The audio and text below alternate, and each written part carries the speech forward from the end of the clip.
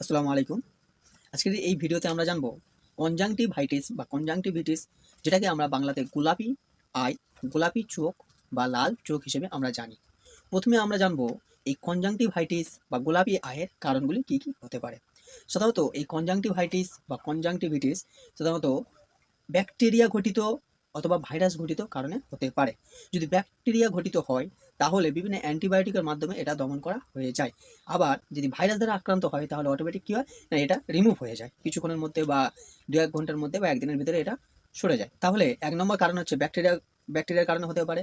২ নম্বর হচ্ছে বিভিন্ন ভাইরাসের কারণে হতে পারে। ৩ নম্বর হচ্ছে বিভিন্ন পরাগের কারণে হতে পারে। ৪ নম্বরে পোষা প্রাণীর খুশকি থেকে এই আমাদের কনজাংটিভাইটিস হতে পারে। ৫ নম্বরে কারো যদি অ্যালার্জি থেকে থাকে, কারো যদি আই অ্যালার্জি বা চোখের যদি অ্যালার্জি থেকে থাকে, সেক্ষেত্রেও আমাদের কনজাংটিভাইটিস দেখা দিতে পারে। এছাড়া বিভিন্ন রাসায়নিক বিক্রিয়ার কারণে, যেমন বিভিন্ন ধোঁয়া থেকে, ক্লোরিন থেকে অথবা লেন্স দ্রবণের কারণে হয়ে থাকতে পারে। এগুলো গেল এর কারণ। এবার আমরা জানবো যে কনজাংটিভাইটিস হলে আমাদের মধ্যে কী কী লক্ষণ বা উপসর্গ দেখা দিতে পারে। প্রথম লক্ষণ হচ্ছে এটি যদি হয় ১ ঘন্টা থেকে কয়েক সপ্তাহ পর্যন্ত আমাদের চোখ লাল অথবা গোলাপি হয়ে থাকে। আমাদের চোখ লালচে হয়ে যায়। এছাড়া আমাদের চোখ সর্বদা চুলকোতে থাকে, যেটাকে আমরা ইচিং হিসেবে জানি। এছাড়া চোখে জল ভর্তি হয়ে যাওয়া, জ্বলন্ত সংবেদন হওয়া, পুঁজের মতো সাদা স্রাব আমাদের এই চোখের কোণে দেখা দিতে থাকে।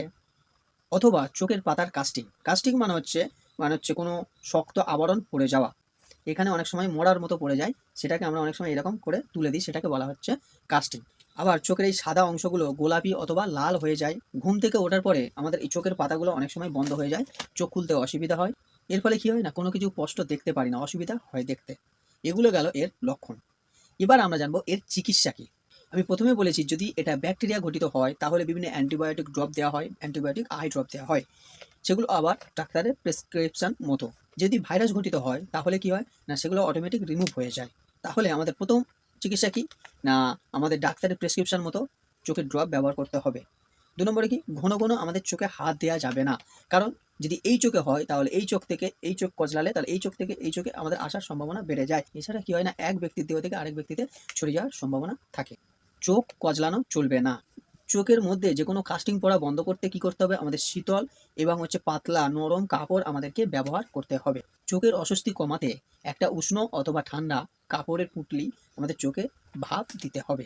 চোখের মেকআপ পরিষ্কার করতে হবে, কারণ এই মেকআপ ভবিষ্যতের সংক্রমণের কারণ হয়ে দাঁড়াতে পারে। আমরা যে তোয়ালে ব্যবহার করি বা যে বালিশ ব্যবহার করি সেগুলো সর্বদা পরিষ্কার রাখতে হবে। এছাড়া কি করা যেতে পারে, যে ড্রপগুলো ডাক্তার প্রেসক্রিপশন করে থাকবে সেই ড্রপগুলো আমাদের নিয়মিত ব্যবহার করতে হবে। এবার যদি এই অবস্থা ২-৩ দিনের মধ্যেও যদি স্থায়ী না হয়, পুনরায় আমাদের ডাক্তারের সঙ্গে পরামর্শ নিয়ে সঠিক চিকিৎসা আমাদের গ্রহণ করতে হবে।